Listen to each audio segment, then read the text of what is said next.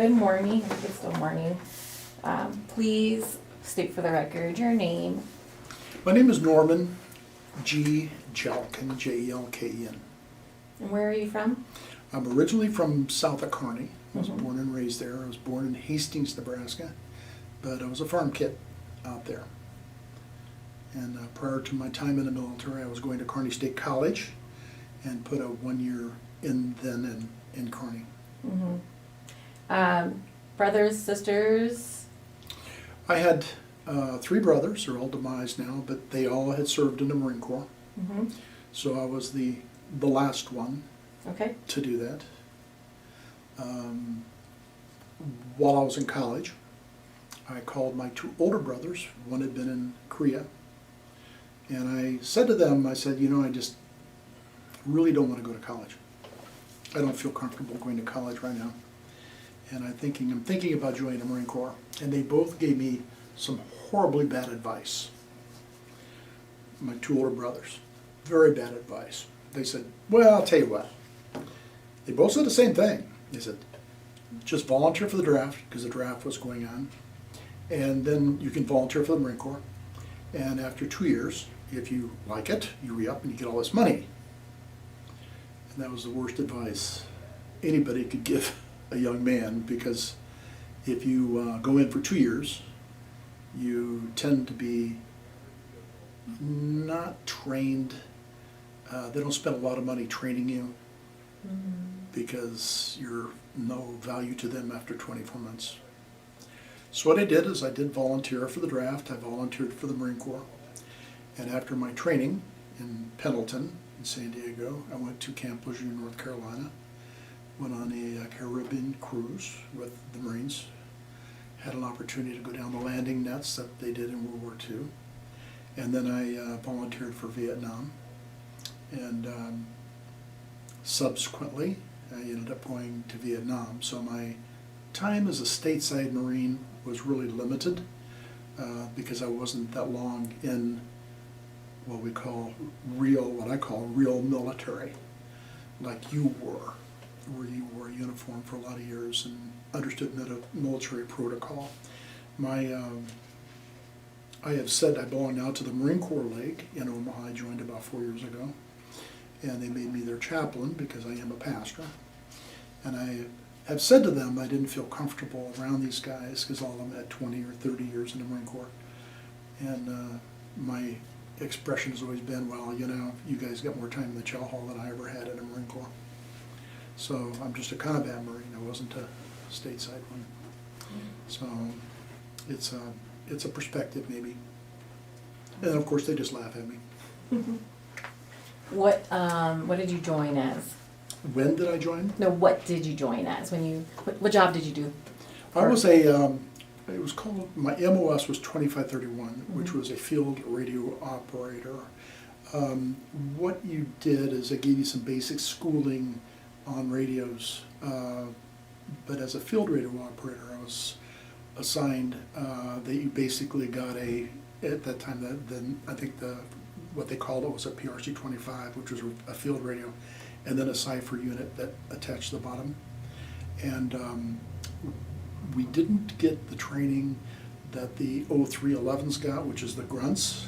We got basic training on weaponry and how to use weaponry, but our training was strictly on the radios. So once you got to Vietnam, you were assigned with the grunts. Of course, Army calls them infantry.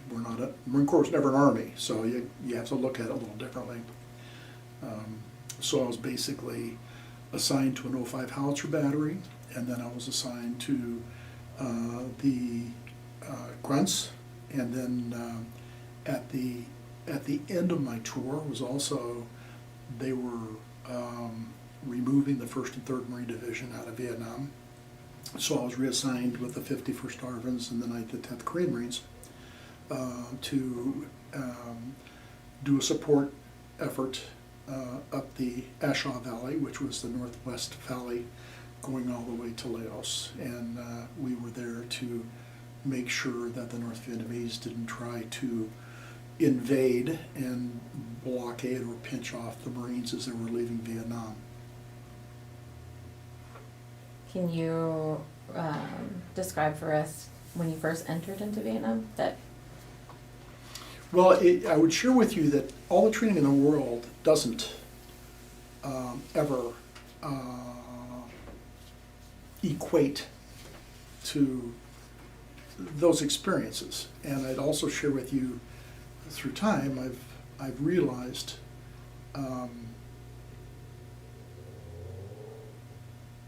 that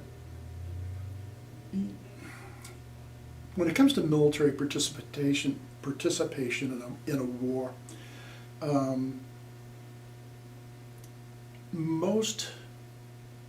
most active duty personnel, even though they're in a combat theater, don't experience combat. Usually 9 out of 10 people end up being in a support role. The Marine Corps was different because Marines are trained to be, you're not a cook, you're not an MP, you're a grunt first and foremost.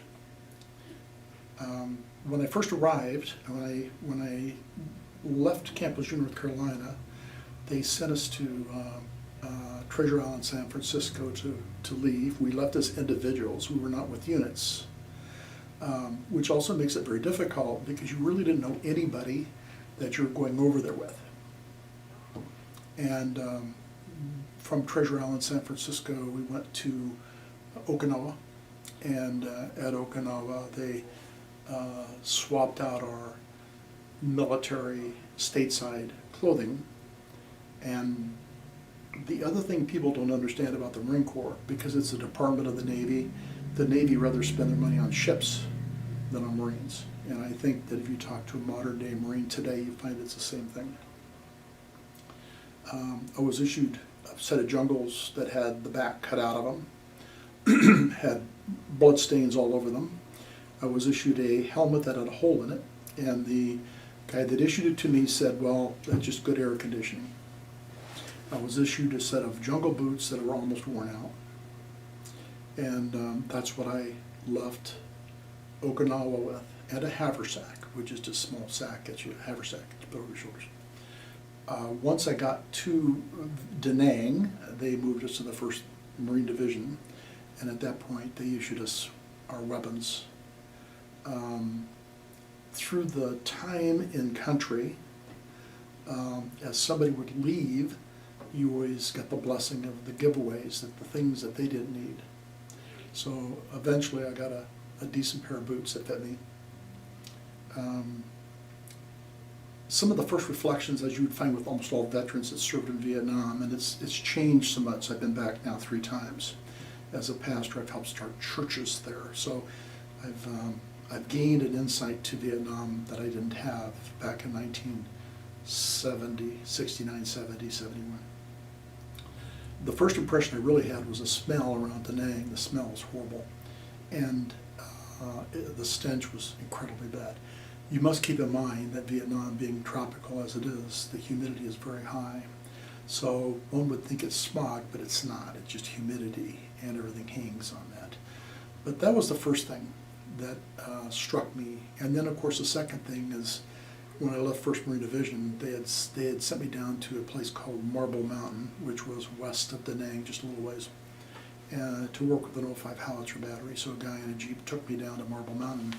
And I think the first thing that really struck me is realizing when we would buy some machine gun outposts on the roads, and you realize there was loaded ammo in those machine guns, and you realize that it was really a war zone. It wasn't stateside. So that was probably the first reality of a gut check of thinking, you know, I guess I'm really here.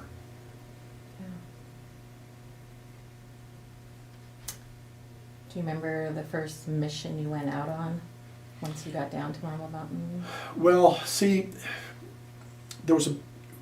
I've come to realize, talking to Army veterans and traveling as a civilian now, 50 years later, we were in what we called the E-4, which was the northern part, which was from just a little bit south of Da Nang, all the way to the Laotian border and then straight up to the DMZ.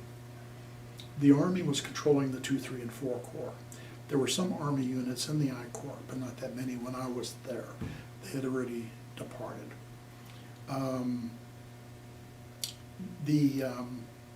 I was involved with what they called a pacification program.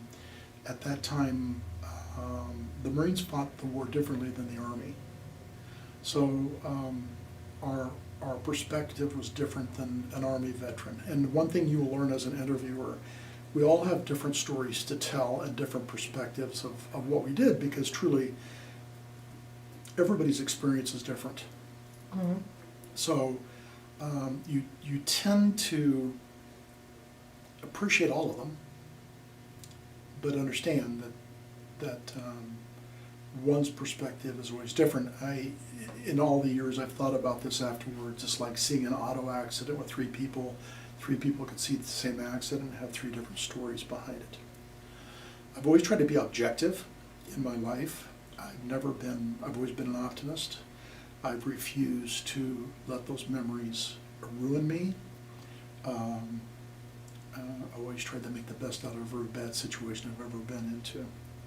So I've always tried to keep my perspectives clear without a personal exaggeration of what I did or what I was at or what I did.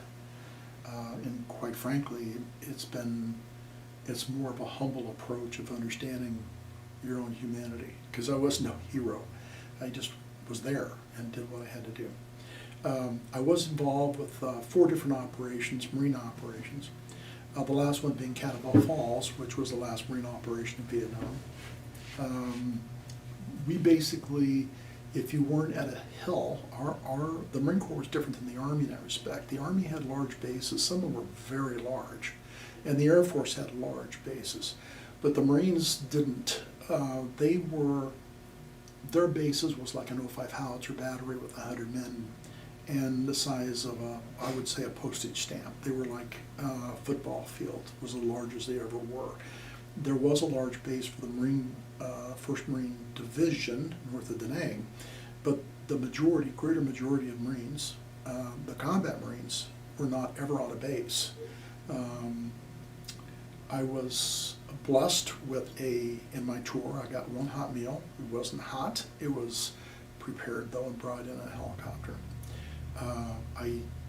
And for civilian, they would find this hard, but for me, it wasn't, and it still isn't. So you have to kind of keep it in context. I never got a bath, except when it rained. I never slept on one night I slept on a French rack, which was when the French were there, they had little metal racks, and I slept on it.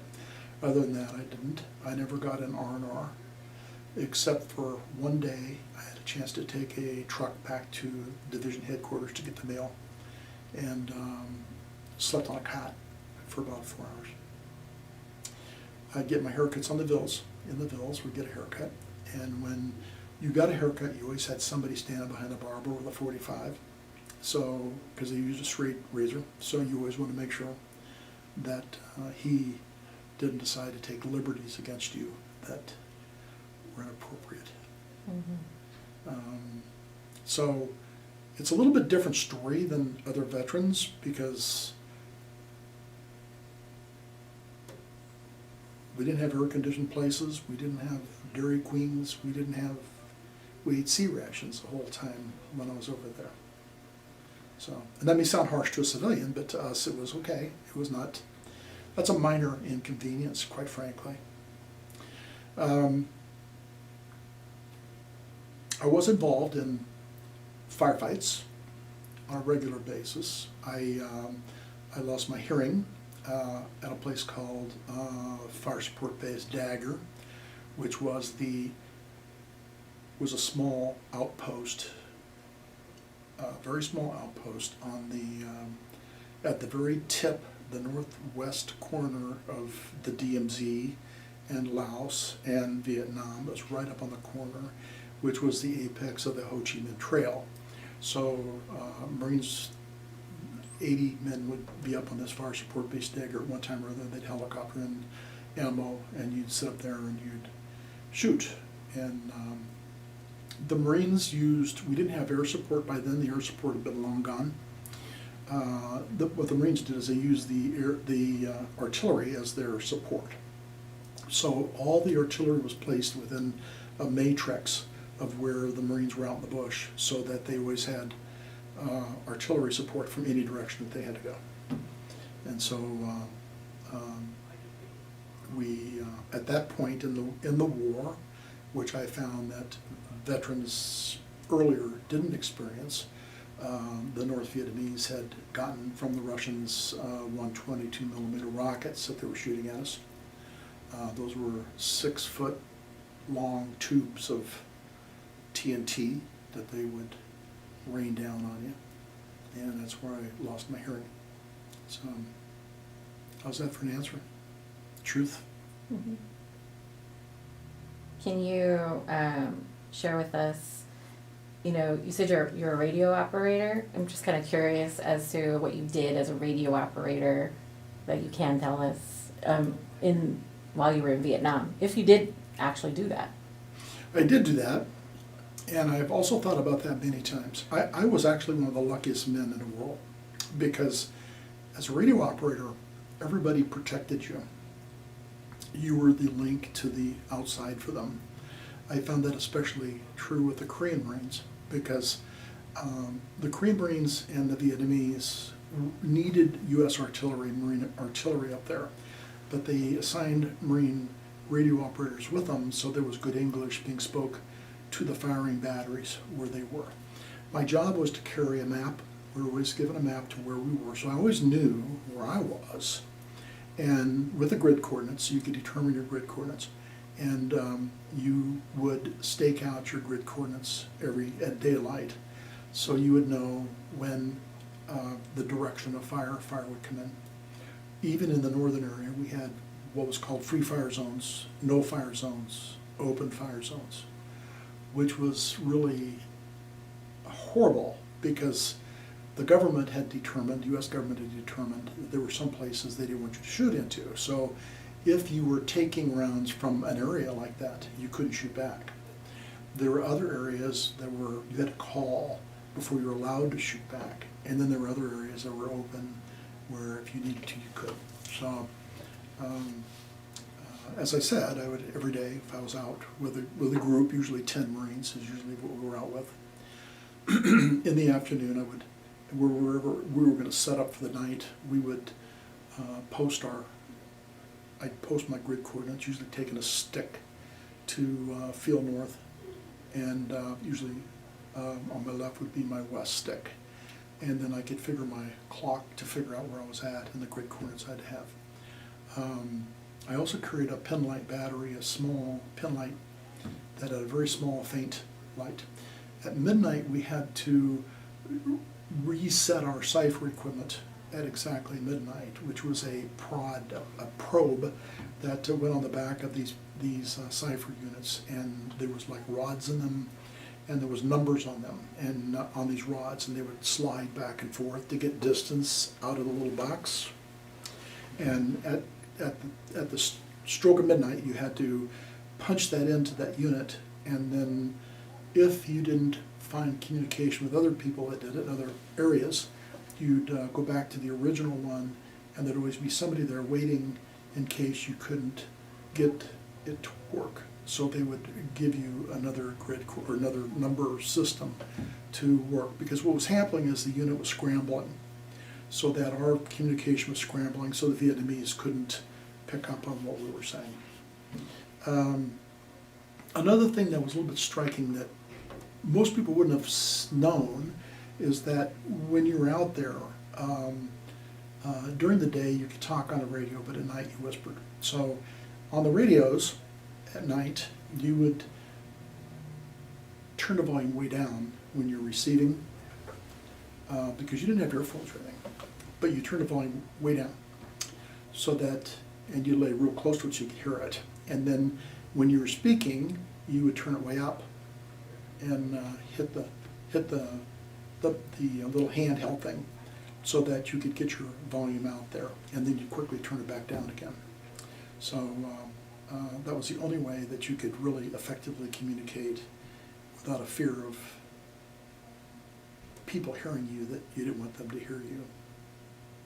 Does that make sense what I'm saying? Mm-hmm.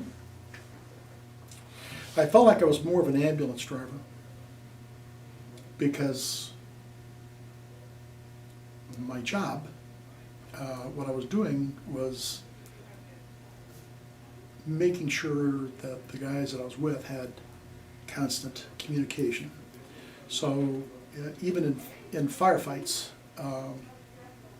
although I did have a weapon and I did use it, in firefights I was usually, they pretty well make sure I stayed down so I could communicate. The last thing they wanted, I don't know if they wanted to protect me or protect the radio. Maybe they're more concerned about putting a bullet on the radio so it would be defective or not work anymore.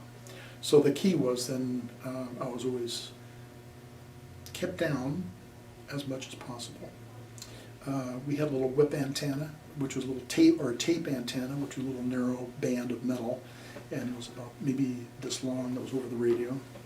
And one night I had that tape shot off, and it was right up against your ear, and a round had gone through and shot the end of my radio off, my tape off. So yeah, there was some close calls, but like I said, I was blessed. I really was. You mentioned that you lost your hearing while you were there. I'm sorry? You lost your hearing while you were there? Yeah, with incoming. Yeah.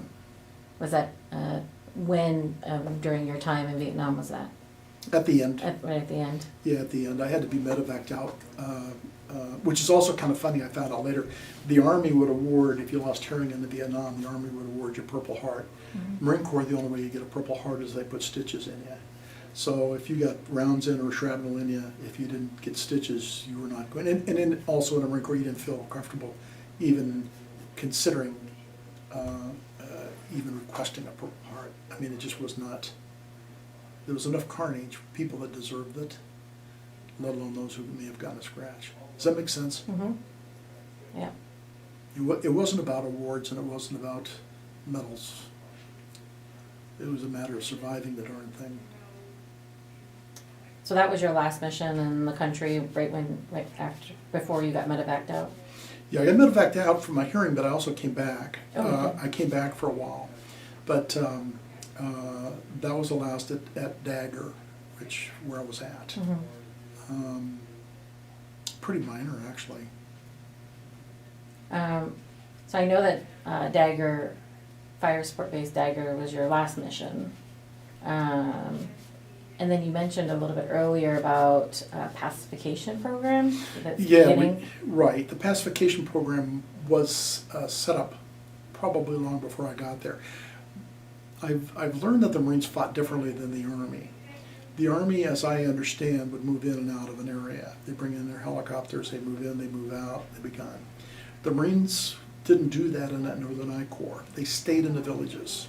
So every village had 5 to 7 men, Marines, staying there in the villas 24/7. The reason being is we didn't want North Vietnamese the opportunity to use the villas at night, or even local Vietnamese to have an opportunity to come back in. We used to, laugh about it and say, we owned Vietnam in the daytime, they owned it at night. The pacification program made it so we could own both. And the other thing about the Marine Corps is different than the Army. This is maybe horrible for somebody that may be watching this to understand, but we were hunters. Mm-hmm. We were hunters. Our job was to find them and destroy them. It was a very up close and personal encounter. So the only way you could defeat them would be to find them. And so there was a constant effort to try to work the trails, try to get inside it. Around Dagger, they called it the Bloody Ash Off for a reason. Deep jungle, A lot of trails. In fact, today I still can't. I wanted to go back to Dagger 2 years ago, and they can't get me back in there. There's no way they can get me in there. There's still a lot of unexploded ordnances in there, and it's a very deep jungle you have to hack your way through. So I guess I was privileged to experience triple canopy jungle and have an opportunity to see what that is like. It's eerie because during the day you never heard anything, it was quiet, and at night it exploded noise, the birds, animals. One of my striking things that happened to me is I had one night I decided I needed to urinate, and I got up. I was laying. You never really laid down, except it was if you were in a place where you could because of the insects. You'd be real careful there. You usually sat on your pot against a tree or something. But I walked away, maybe 10 or 15 feet away from where we were hunkered down, and I stepped on something really squishy. And I took my little pen light battery down. It was a worm, and he was about this long and about that big around. It really scared me because I mean it's something I never knew even existed in the jungle. It wasn't a snake though. It was a No, worm. it was a worm, huge monster worm. So it's little things like that you remember because it's something completely out of the ordinary that you just didn't know. Yeah. How could they tell you about that things? They couldn't. Did you make any close friends while you were there? None. Is there anyone you've ever talked to after you left? No. Did you do that on purpose? Well, we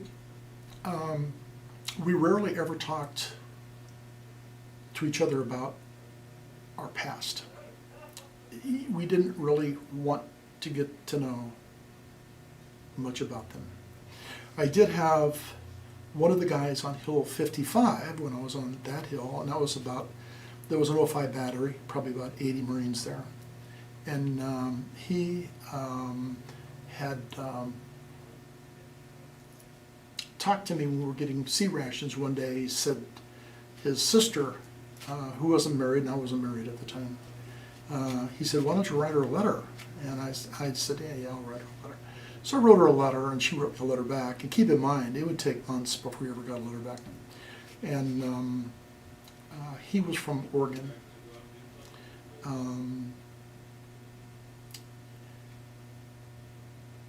He subsequently died. He actually committed suicide, hung himself. And I got a letter from his sister that I had written to before, inquiring. I didn't feel comfortable talking about it to her or her family. And I put the letter in my pack and kept it, and somewhere along the time it got destroyed. And I always said I wanted to go back and send her a letter. So 40 years later, I finally decided it was time to see if his parents or anybody was still alive. And I started a hunt to find him. I knew that he had come from the Pacific Northwest. After a lot of due diligence hunting, I found that through the National Archives that I didn't know his last name right. I didn't spell his last name right, so I was having trouble finding the information. But he was called a non-combat casualty because he committed suicide. And suicide wasn't totally uncommon. So, but he died in the exact area I was at the time, so I knew it was him. And I found out where he came from. So I started doing some research, trying to find out if his family lived in that area. And finally found that he was in where he was buried. He was buried in Idaho, but his family was it Oregon, right there on the border. And long story short, I had tried to contact newspapers and around the area, and it was Coeur d'Alene, Idaho, is where he was actually buried. and Eugene, Oregon was right there across the river. And I started doing some research from Omaha here, and finally I talked to one of the newspapers there, and they said, well, you know, if you call the library, all that stuff is it's archived, and they would have it. So I called, and I spoke with a lady, a young lady like you, nice young lady, explained to her what I was trying to do, and she told me she'd do some research for me, and I gave her my email, and a couple weeks later she sent me an email back and had an article in the paper about him dying. Didn't say a lot, but then it gave his folks' name, and he had one sister, but I couldn't find anything else. You know, it was her maiden name, and I couldn't find anything. In a matter of probably another month later, this young lady called me on the phone. She says, your story was so interesting that I decided to continue the research for you. And she says, I found a notification of her marriage. So it gave her husband's name. And I knew that after 40 years, she probably may or may not be still married to him. He may be dead. And I started looking, and I actually found her name, her name, and that she owned a business there. Yeah, excuse me, it was Spokane. Mm-hmm. Spokane.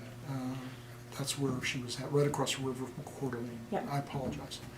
And I didn't know exactly how to. I really had a desire, because that was the same lady that I had written that letter to all those years before.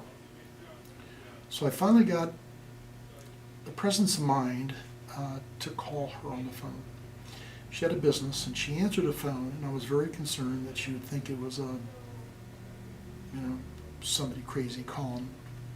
I explained to her I was a pastor, and that I had a man that I knew in Vietnam had died, and I gave her his name, and there was a long pause, and I said, did he have a nickname of Blue? And she goes, yeah, that was his name. They gave it to him in high school. So she knew I knew him. And I said, I really would like to come and pay my respects. A few weeks later, we continued to visit on the phone, and she says, my husband, I would like to have you come up, and I'll just take you to the grave site. So my wife and I flew up there. And it was really a tragic story, but it pretty well gives you, or the viewer, an understanding of how that time frame was. She told me at the gravesite, she says, you know, the only people that were here when we put his bones to rest was a pastor, my mom and dad, and me. There was no military. There was nobody, no friends. There was nobody there. Because he had served dishonorably and committed suicide,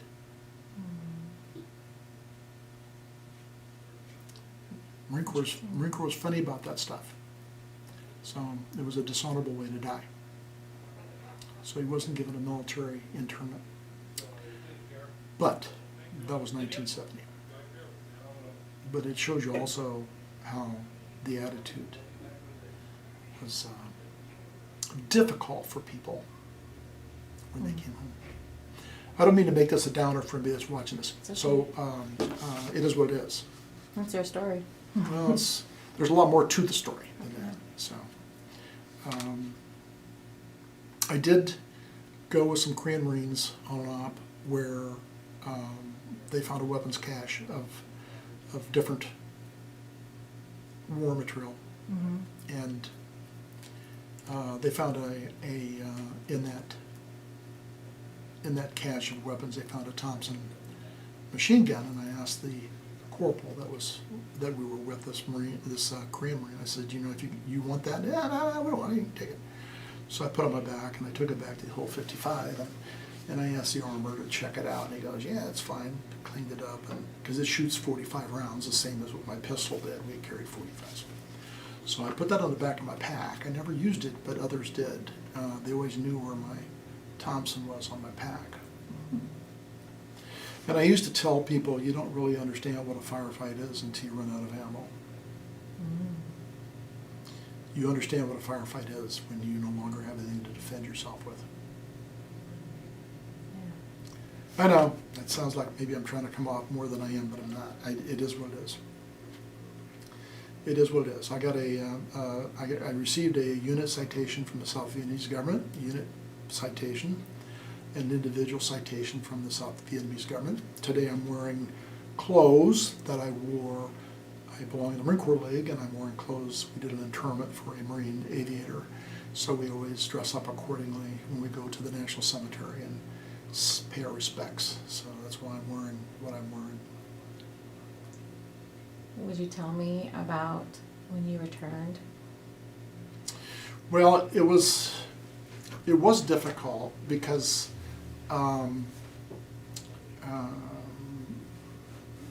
if you had short hair back in those days, you really weren't. Short hair? Oh yeah, if you had short hair, girls wouldn't talk to you. So you were really like branded. Mm-hmm. So most of us just went back to work, and I was working at a factory. I went back to school, went back to college, and there was a bunch of us that had been veterans of the war, so we kind of hung out together. I find it interesting, 50 years, we had our class year reunion from 1968, and for the first time ever at a reunion, because I'd go to the other reunions. It was a small school out in Kearney, but the veterans always sat together at the reunion.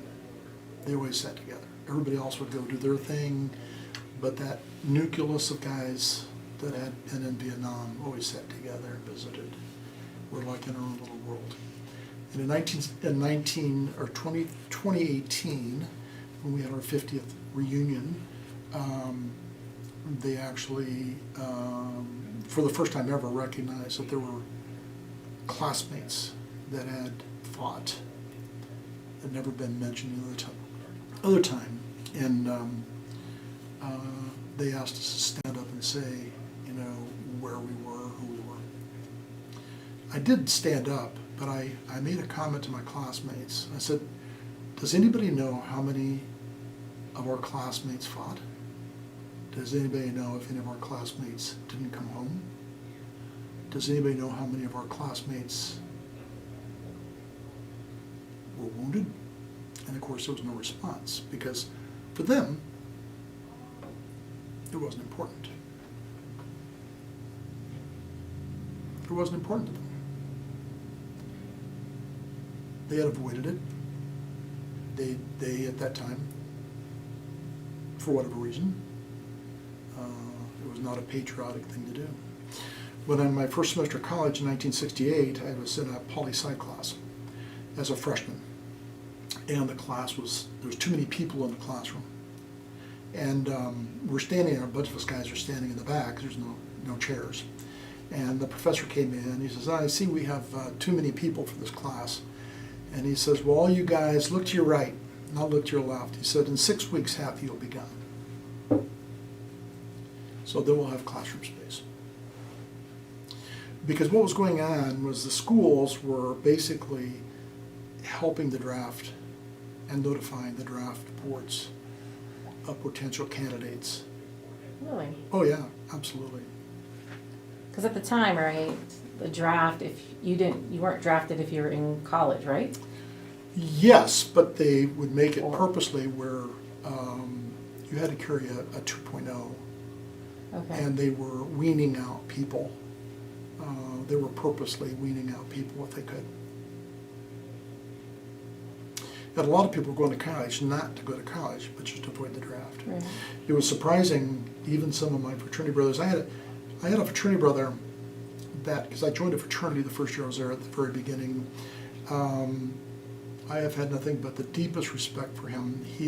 His name was Fruling, and he was actually a relative of mine.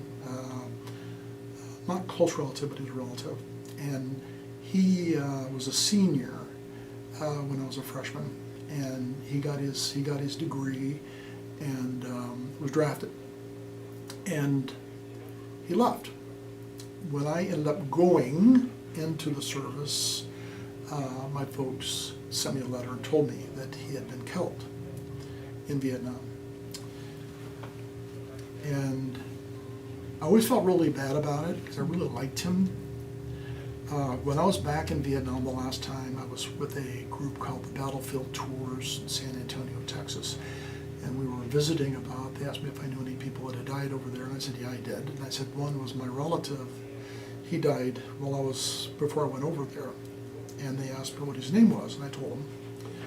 And a couple days later, the guy that was doing the tour said, we found his military records, and we know where he died. Would you like to, it's right in a way, we can stop. I said, yeah, I'd love to go see that.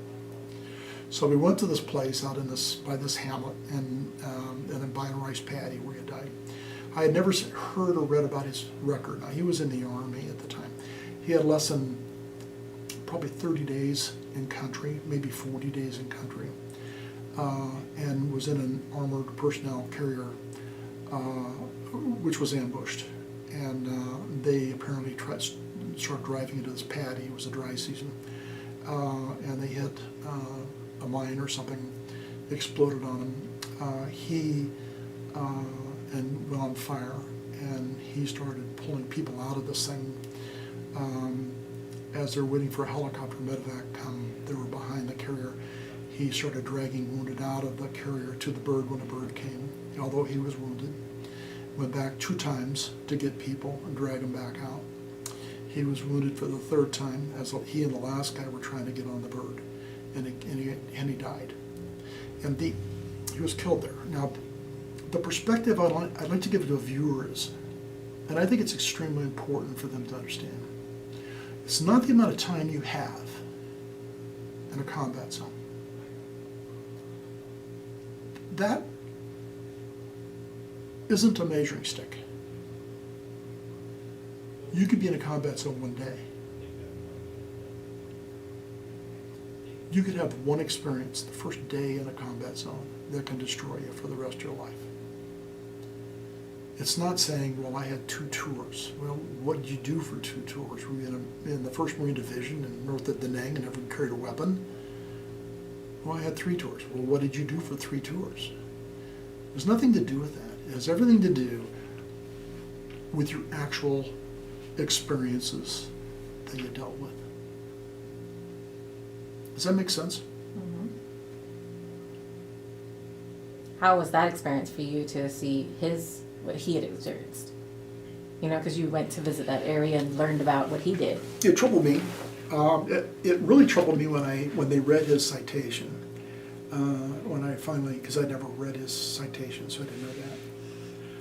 And I did go back and visit his grave in Kearney, where he's interred.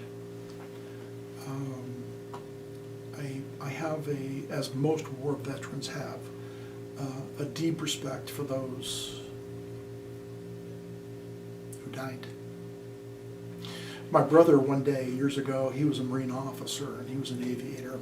And by the time the war was over before he actually, because of all that training to become a pilot. He never served in Vietnam. He did fly off of carriers. One day he called me. He was living in Chicago, and he said, Norman, I want to ask you a question. And I said, yeah. He said, I'm seriously contemplating taking my swords down off the wall. He said, I wasn't a combat veteran, and I don't feel I deserve those swords. I thought for a minute, and I said, you have to ask yourself, are those swords there for your achievements? Or do those swords represent those who died or were wounded? And there was a long pause on the phone, and he said, I'm going to leave my swords out. I think that's one why veterans understand veterans. Combat veterans understand combat veterans. Because there's something about that experience that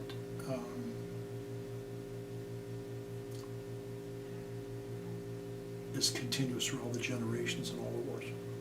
Mm-hmm. It's something that most people never experience, nor would I want them to. I think I would leave in saying it troubles me today as it troubled with me then, that we are, as Americans, so naive and literally naive in accepting our government to order young men and women in harm's way.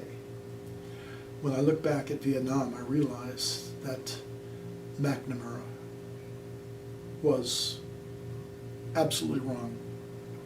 John Kennedy didn't want U.S. troops in Vietnam. What Americans didn't realize was that the Vietnamese had fought as one country against the French from roughly 1895. They were fighting the French. It was called Indochina, which was Laos, Cambodia, Thailand, and Vietnam. Those countries had kings, they had monarchies, but they were all unified against one thing, that was the French. When the Japanese came, of course, they pushed the French out, and the Japanese were incredibly brutal. There was only about a third of the Vietnamese population left when the Japanese were removed. And they didn't actually get removed by military force. They never left until the armistice was signed, and that's when the Japanese troops left.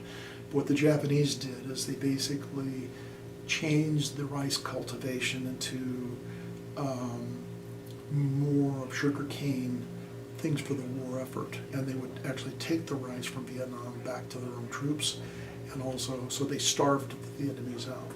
So the one thing is, we, in our misunderstanding of the Vietnamese, we didn't realize that they had been fighting for 80 years.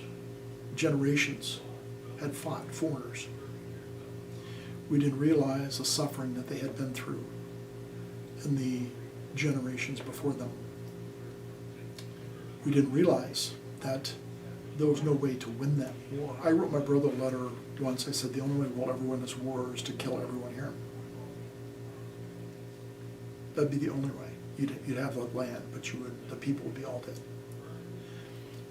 McNamara was wrong because he didn't realize that Ho Chi Minh had made agreements with Laos, the king of Laos, the king of Cambodia, to allow his troops to go through their country with promises of one in Cambodia, that they would be allowed to expand their border back the way it was. We didn't understand that, unlike Korea, where Korea there was one demarcation line and you had water on both sides, that the U.S. military and the UN military could basically be protected on all sides except for one. In Vietnam, it wasn't that way at all. In Vietnam, they had free access to go from the top to the bottom, top of the country to the bottom of the country. So the war was probably futile. A couple years ago, I was back in Marble Mountain, and I was listening to two things I'll share with the listeners here, the audience. One is I was listening to a tour guide at Marble Mountain, which was in the South, the Old South. At Marble Mountain, he was explaining about what Marble Mountain had been. And when he was done, he allowed everybody to leave to go look around. And he turned around and he seen me, and he walked up to me and he said,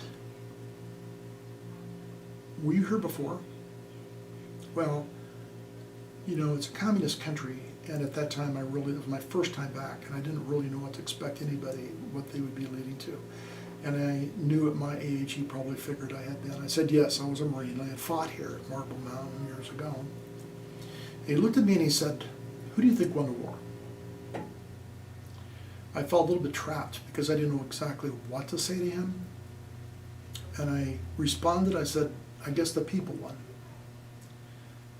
His response to me was, "No, the people lost everything. Ho Chi Minh won." Ho Chi Minh won. the people lost everything.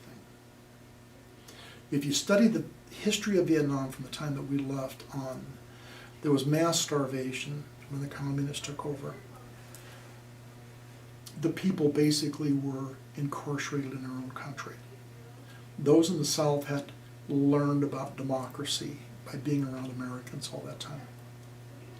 When you go today, you see the streets where it's in English, the hotels are in English, the menus are in English.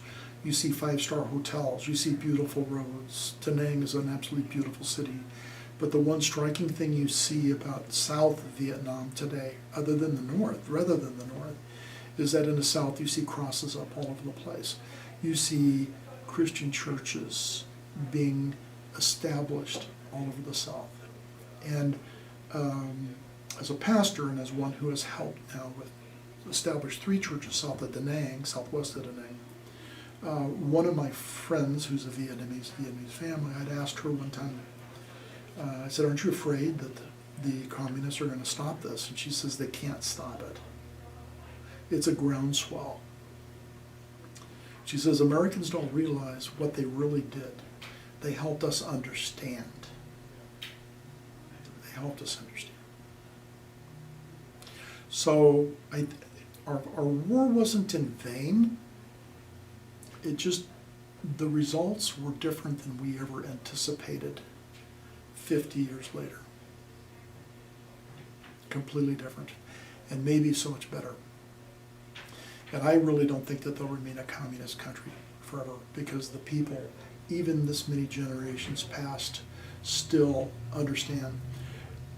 We went back to another hill in this tour up in what we call Leatherneck Square, which is up in the by where Khe Sanh was, because see, my last place was northwest of Khe Sanh, but there was a hill there where some Marines had been, and there was a monument. In fact, all of the hills where Marines had been established in that period of time, there's monuments, and every single one of them in the Northern I Corps says something to the effect, the North Vietnamese fought the U.S. Marines here. You don't see that in the 2, 3, and 4 Corps. You don't see where it says we fought the U.S. Army here. But you see that in the North. Okay. On one hill that we stopped at, there was a monument that the North Vietnamese, the communists had made to commemorate their losses at that place where they fought the U.S. Marines. And we're walking up to this, and there's a gentleman probably in his 40s, somewhere in his 40s. He's working on some stonework, repair work. And he seen me coming with the interpreter. I was one of the first ones. And we got within maybe, I'm going to guess maybe 30 yards from him. He stood up and he saluted me. And I saluted him back. And as we're walking up, I asked the interpreter, I said, why in the world, could you ask him why he saluted me? And the interpreter said, yes. We got up there, I shook his hand, and the interpreter asked him. His surprise really startled me. He said, my father died here fighting with the U.S. Marines.